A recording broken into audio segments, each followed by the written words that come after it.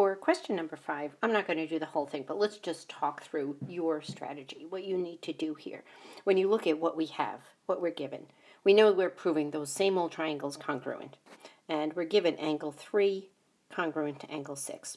We've been down this road before. You know, angle 3 and angle 6 aren't really very helpful in terms of our triangles because they're not angles in our triangle.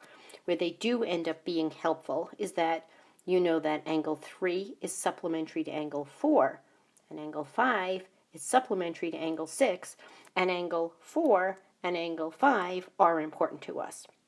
So if we were going to list some things to do, so this is not how you would do your proof, but these are the steps that you need to consider, right? So you know you need to do that old linear pair.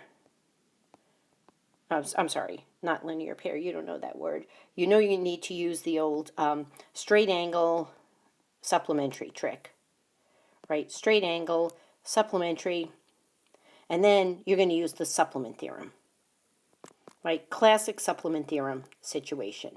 So we're going to use the supplement theorem to say that angle 4 and angle 6 and angle 5 are congruent. We have AE congruent to ED. Well, that's good. Those are sides of the triangle we're interested in.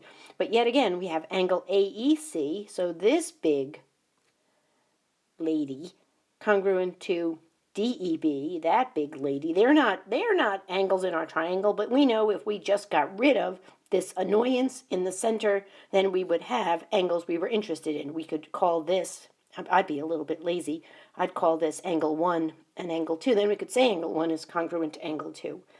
So we know we're eventually going to use, let's see, we will have 2 angles and an included side.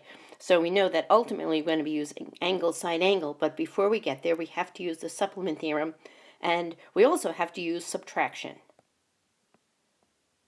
So there's your outline, there's your strategy for question number 5.